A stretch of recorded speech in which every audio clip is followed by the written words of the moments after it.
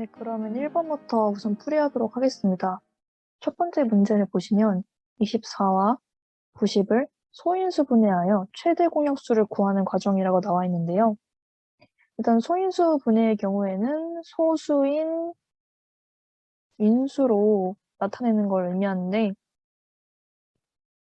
여기서 이 소수라는 것은 약수가 1과 자기 자신 밖에 없는 수를 의미합니다. 뭐 예를 들면 2나 3, 5, 7 이 정도를 생각하시면 될 것 같아요. 보통 이 네 가지 수가 가장 많이 쓰이고, 여기 문제에도 보이다시피 2하고 3, 2, 3, 5 이렇게 해서 소인수 분해를 진행을 하고 있습니다. 또 여기 문제에서 눈에 띄는 단어가 최대 공약수라는 건데, 이거는 여기서 등장한 24와 90을 다 나눠 떨어지게 할 수 있는 약수 중에 제일 큰 수를 의미합니다. 보통 최대 공약수를 구할 때는 이렇게 나눠서 구하기도 하지만 그건 나중에 설명하도록 하고요. 일단 이 페이지에서는 최대 공약수를 구하는 과정, 이 소인수 분해되어 있는 수를 참고해서 구하면 됩니다. 약간 쉬운 방법으로 알려드리자면 이렇게 떠 있을 경우에는 이 두 가지 경우에서 작은 수가 내려가게 되거든요. 여기에서는 2의 3제곱, 2의 3제곱은 8이죠.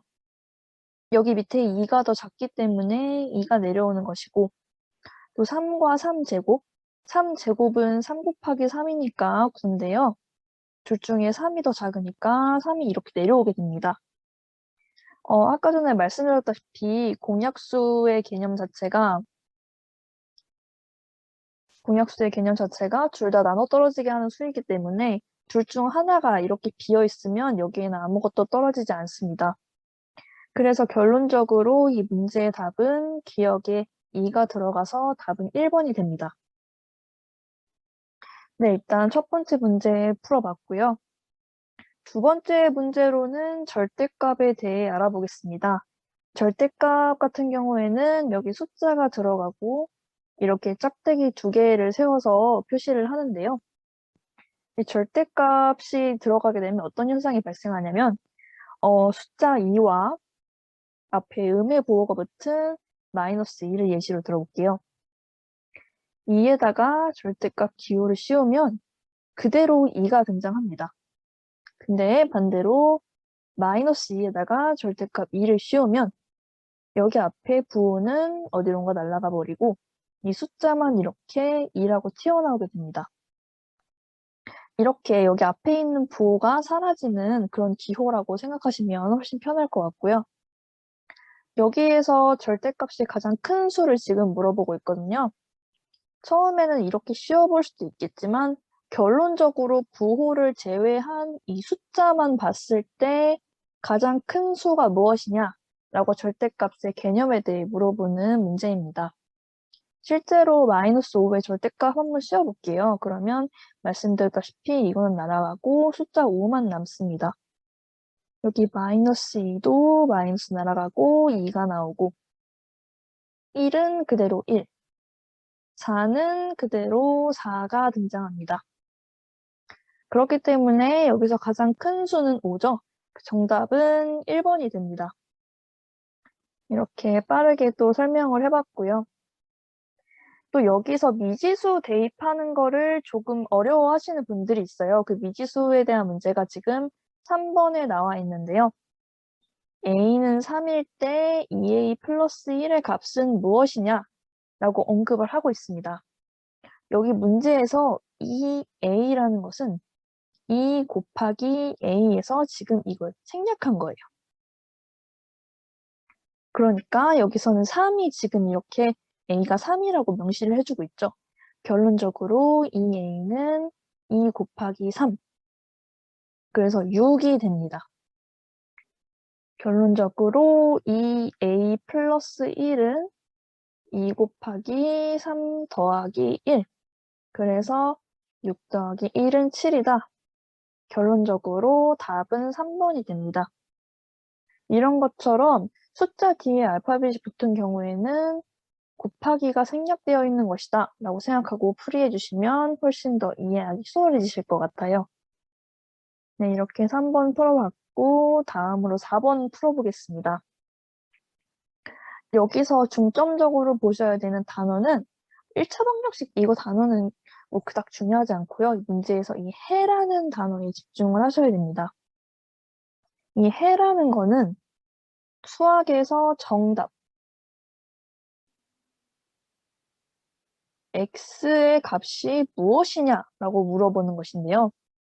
그러면 x의 값이 무엇인지 먼저 알아봐야겠죠. 이 문제의 경우에는 여기 나와 있는 x는 뭐냐? x는 뭐 이 형태로 만들어주면 훨씬 마음이 편해집니다. 여기서 하나 말씀드리자면 지금 여기 5x-2는 3x 플러스 8 여기 등호를 두고 지금 두 식이 놓여져 있는데요. 만약에 이 등호 사이를 넘어서 여기로 이동을 하면 마이너스 부호가 붙어서 진행이 됩니다.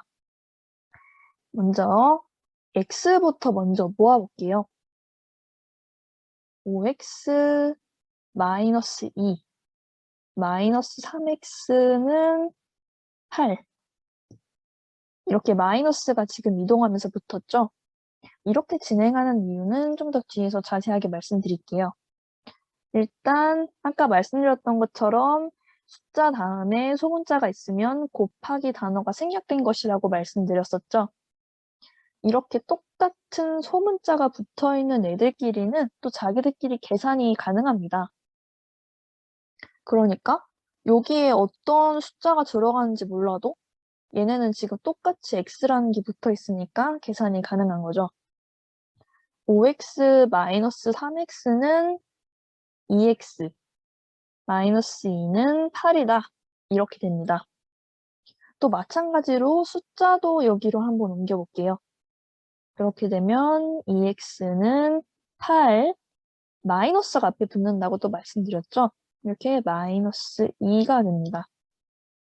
마이너스랑 마이너스가 붙어 있으면 이게 사이좋게 플러스로 바뀝니다. 이거는 규칙이에요. 그렇기 때문에 2x는 10. 근데 중요한 건 우리가 지금 x는 무엇이냐 이걸 물어보고 있죠. 그렇기 때문에 이거랑 똑같은 형태로 나타내주기 위해서는 뭘 해야 될까요? 네, 이걸 2를 떼줘야 됩니다. 2를 떼주려면 똑같이 양쪽을 2로 나눠줘야 돼요. 이거는 두 번째 규칙인데 아까 전에는 등호 사이를 넘어갈 때 마이너스가 붙는다고 말씀드렸죠. 또 성립하는 규칙 중에 하나가 왼쪽을 나눠주면 오른쪽도 똑같이 나눠줘야 됩니다. 이 규칙이에요. 그래서 양쪽을 2로 나눠주면 하나하나 나눠져서 결론적으로 x는 5가 됩니다. 여기서 지금 이 물음표에 들어간 숫자에 대해서 물어보고 있는 거니까 결론적으로 답은 5가 됩니다. 이렇게 해를 구하시면 되고요. 여기에 x가 붙어 있다는 것 때문에 처음에 약간 어려운 문제라고 생각하실 수도 있는데 이 알파벳이 붙어 있는 건 단순히 5 곱하기 x라는 거를 의미하는 수식이기 때문에 전혀 어려워하실 필요가 없고요. 똑같은 소문자가 붙어 있는 친구들끼리는 계산이 가능하다는 점 꼭 명심해 주시고 넘어가면 좋을 것 같습니다. 그러면 다음 문제를 볼게요. 여기서는 우리가 흔히 볼 수 있는 그래프라는 것에 대해 나타내고 있는데요. 이 학생이 출발한 후 30분 동안 이동한 거리. 이 그래프를 자세하게 살펴볼게요. 지금 여기 가로에는 분에 대해 얘기하고 있고 세로에는 킬로미터에 대해 얘기를 하고 있죠. 우리가 지금 여기서 30분에 대해서 언급을 했어요. 30분이 여기에 있네요. 여기서 이 그래프가 나타내는 거는 이동 거리이거든요. 또 우리가 알고 싶은 것 역시 이동한 거리죠. 이걸 어떻게 알 수 있냐? 이 그래프 상에서 30분 요 위치에 위치한 거를 이렇게 쪼르륵 따라서 올라가 보면 여기 점이 하나 찍히죠. 또 여기서 왼쪽으로 살짝 이동해 볼게요. 2가 찍히죠. 바로 이게 이동한 거리가 됩니다. 근데 또 여기 옆에 킬로미터 단위가 붙어 있죠. 그래서 답은 2번으로 완성이 됩니다. 이런 것처럼 그래프 문제가 등장을 하게 되면 여기서 X축, 이건 조금 이따 설명할 건데 가로축이 나타내는 것과 세로축이 나타내는 거를 분명하게 인식을 하고 또 문제에서 요구한 요런 30분 요런 거를 먼저 찾아내서 이게 그래프랑 쭉 연결했을 때 어디로 이어지는지를 잘 체크를 하시는 게 좋습니다. 이런 식으로 문제를 풀이하는 거예요. 네, 그러면 바로 다음 문제 빠르게 넘어가 볼게요.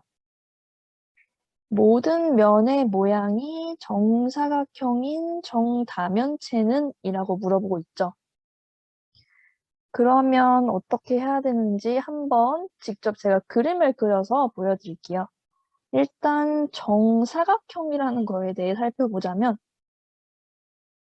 이거는 이 줄 두 개는 길이가 같다라는 표시입니다. 정사각형은 이렇게 변의 길이가 요 길이들이 다 같은 도형을 의미를 합니다. 그랬을 때 모든 면의 모양이 정사각형인 것을 고르라.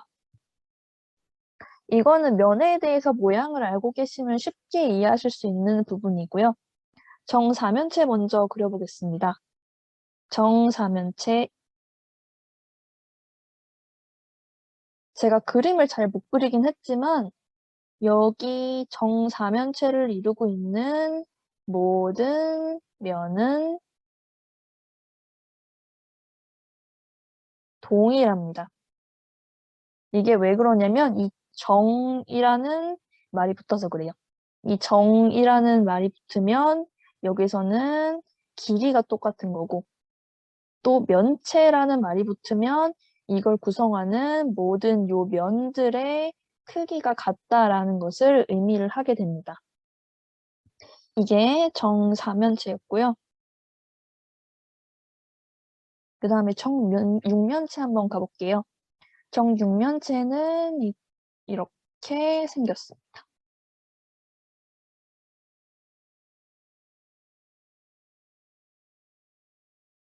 이렇게 생겼고 말씀드렸던 것처럼 모든 면의 크기가 동일하다고 말씀드렸어요.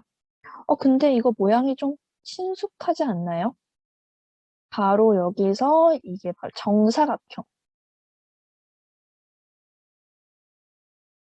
정육면체가 바로 모든 면의 모양이 정사각형인 정다면체입니다. 그래서 보실 때에는 이 정이라는 단어에 집중을 해서 봐주시면 되고요. 정팔면체의 경우에는 여러분들이 흔히 알고 계실 다이아 모양이에요. 이렇게.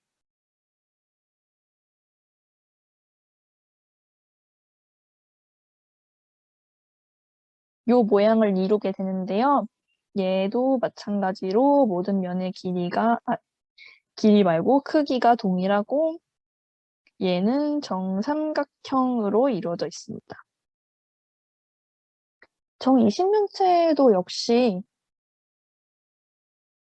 되게 복잡한 그런 모양으로 그려지는데 얘는 역시 정사각형으로 구성된 정다면체는 아닙니다. 네, 이렇게 알아주시면 될 것 같고요.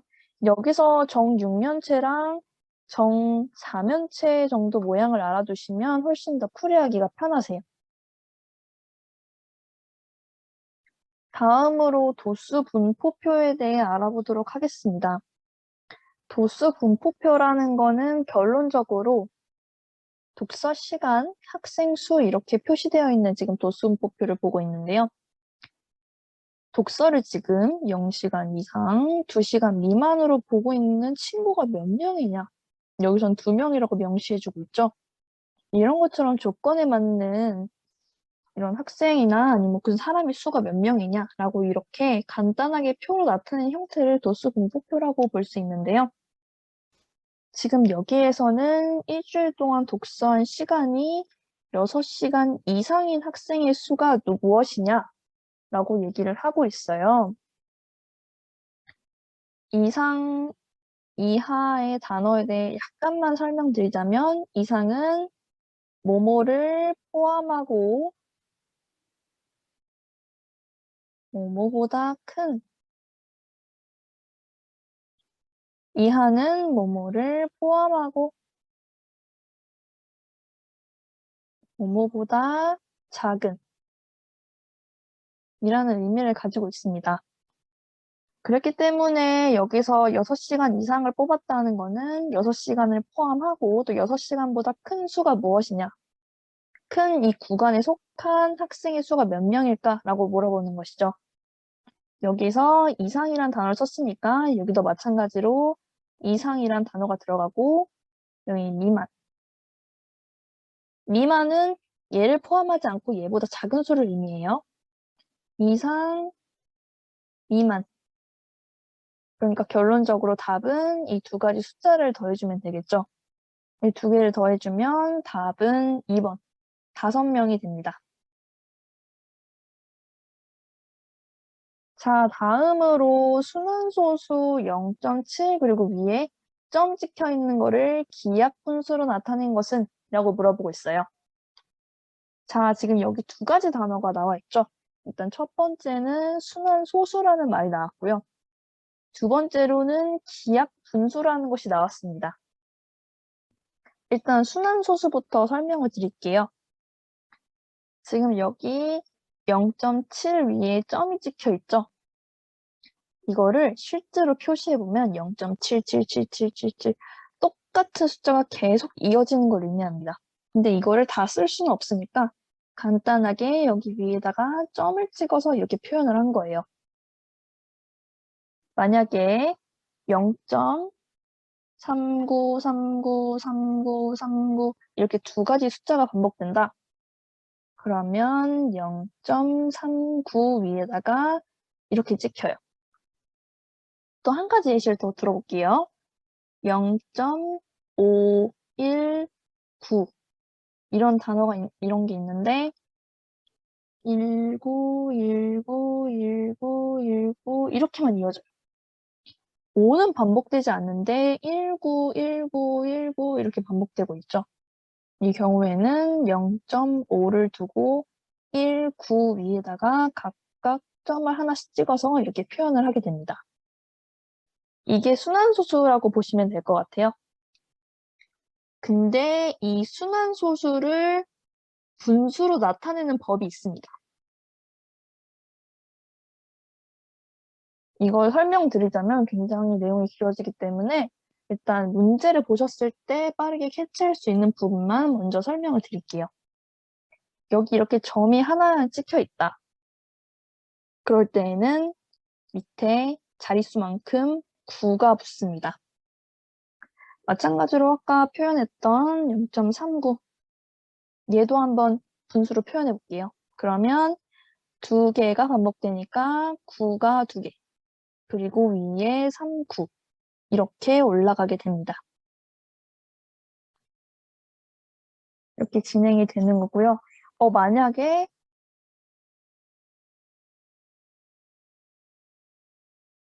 이렇게 진행이 된다.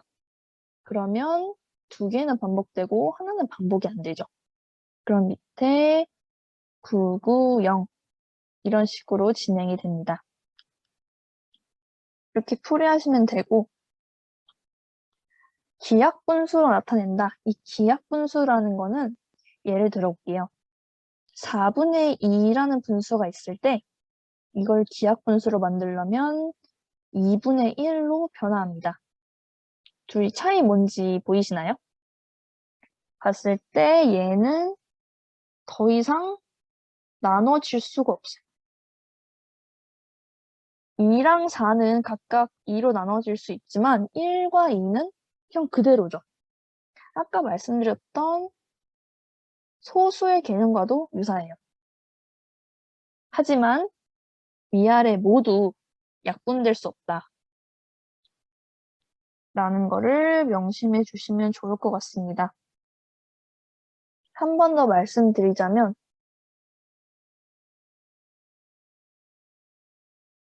얘는 이 상태 그대로 기하 분수예요. 뭐 얘는 2로 나눌 수 있을지 모르지만 얘는 2로 나눌 수 없거든요. 만약에 얘를 나누고자 한다면 얘도 나눠줘야 되는데 나눠줄 수가 없죠. 이렇게 이 상태 그대로 더 나눌 수 없는 분수를 기하분수라고 표현을 합니다. 근데 아까 전에 우리가 순환소수 0.7 위에 점 찍혀 있는 게 분수로 나타냈을 때 9분의 7이라고 얘기했죠. 근데 딱 보셨을 때 뭐로 나눠 떨어지는지 감이 오시나요? 나눠 떨어지는 수가 없습니다. 그냥 이 상태 그대로 기하 분수인 거예요. 그래서 정답은 3번이 됩니다. 이렇게 풀이하시면 되고요. 밑에 여기 점 찍힌 자릿수만큼 9가 붙는다는 거, 그리고 기하 분수는 더 나눠 떨어질 수 없을 때까지 이게 분모하고 분자를 이렇게 설정한다는 거 알아주시고 넘어가면 좋을 것 같습니다. 9번 풀어볼게요. 여기서 2x 곱하기 x제곱을 간단히 한 것은 이라고 얘기를 하고 있죠. 아까 전에 말씀드렸다시피 숫자 뒤에 소문자가 붙어 있으면 곱하기를 의미한다고 말씀드렸어요. 근데 우리가 아까 전에 여기 똑같은 소문자가 붙은 애들끼리의 합은 얘기를 했지만 곱하기는 얘기하지 않았죠. 지금 여기에는 영어 소문자로 표기되어 있긴 하지만 결국 여기에도 숫자가 들어가게 되는 거거든요. 그래서 이건 역시 일반 숫자 계산하는 것처럼 똑같이 계산하면 됩니다. 하지만 소문자이기 때문에 소문자끼리만 계산하고 얘는 그대로 냅둬야겠죠. 그래서 결론적으로 빠르게 보여드리자면 2의 x 그리고 얘 똑같은 거를 지금 2번 곱해놓은 상태에서 한 번 더 곱해주니까 2의 x 세제곱 이런 식으로 식이 완성됩니다. 이렇게 숫자는 숫자끼리, x는 x끼리 계산하는 거 명심해 두시면 훨씬 더 풀이하기 편하실 거예요. 네, 이렇게 빠르게 9번까지 풀이를 했습니다. 다음으로 연립방정식에 대해서 얘기를 할 건데요. 아까 말씀드렸던 것처럼 이런 단어에 집착하지 마시고 그냥 식 자체를 보시면 훨씬 편하세요. 말씀드린 것처럼 숫자 뒤에 소문자 붙으면 그냥 이렇게 표현한 것이다 라고 말씀드렸고 이번에는 소문자가 하나 더 등장하네요. y가 등장했는데 x하고 y 모두 값을 모르는 상태입니다. 근데 얘네를 값을 알 수 있는 힌트를 남겨주고 갔어요. 우리가 지금 이 식에서 알아야 되는 거는 x는 무엇이냐, y는 무엇이냐인데요. 아까 전에 계산했던 것처럼 x는 무엇이고 y는 무엇이다. 이 식의 형태를 만들어주는 게 중요합니다. 무슨 의미냐면 제가 일단 먼저 계산을 해볼게요. 말씀드린 것처럼 여기 왼쪽에 있는 게 오른쪽으로 넘어올 때 마이너스 부호가 붙죠. 그래서 y는 2x가 2x-y는 0으로 이렇게 옮겨집니다. 마찬가지로 x 플러스 y는 9예요. 근데 이거를 식 통째로 더하거나 뺄 수 있습니다. 그러면 어떤 일이 일어나냐? 색을 조금 다르게 해볼까요?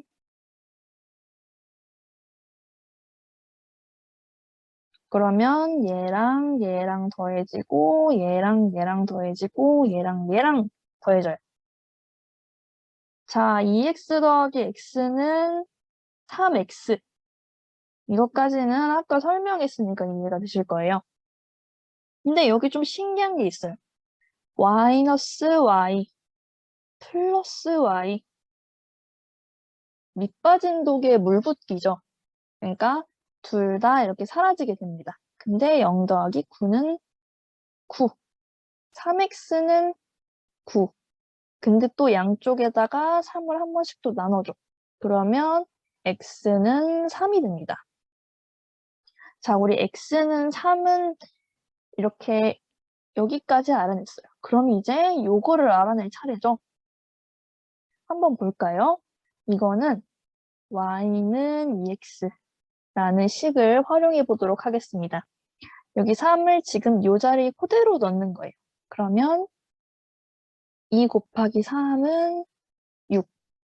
결론적으로 y는 6. 이렇게 완성됩니다. 그래서 여기서 해를 물어봤잖아요. 그러면 우리 알아낸 값 그대로 얘기하면 x는 3, y는 6. 그래서 결론적으로 답은 4번. 이렇게 체크할 수 있습니다. 그다음에 11번 한번 풀어볼게요. 여기서부터는 조금 설명이 필요한 부분인데 아까 전에는 그래프라고 나왔던 게 여기서는 1차 함수로 나와 있죠. 일단 이 식부터 한번 설명드려보도록 할게요. y는 x 플러스 2라는 거는 y에다가 어떤 숫자를 넣고 x에다가 어떤 숫자를 넣었을 때 나오는 값들을 다 이렇게 선으로 이어진 거를 함수라고 할 수 있어요. 그러니까 x랑 y에 어떤 값이나 다 들어갈 수 있는 것이죠. 근데 또 이게 특이한 형식을 가집니다. ax 플러스 b라고 가정을 해볼게요. 여기서 공식 명칭을 보자면 얘는 기울기, 그래프의 기울기이고요. 얘는 y절편이라고 합니다. 기울기라는 게 무슨 말이야? 라고 생각할 수 있는데 예를 들어볼게요. y는 x그래프를 이렇게, 아니 이게 아니지. y는 x그래프를 이렇게 그릴 수 있어요. 여기 1,1, 2,2, 3,3 이렇게 들어가 있겠죠. 근데 또 y는 2x를 하게 되면 1을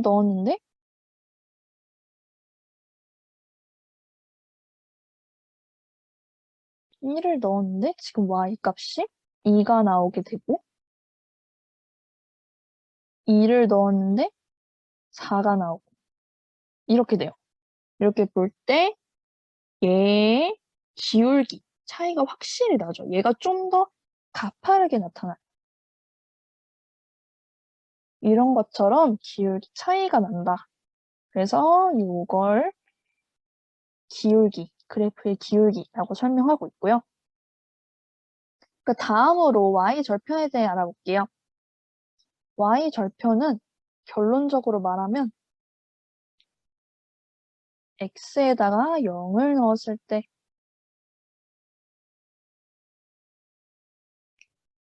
y의 값을 의미합니다.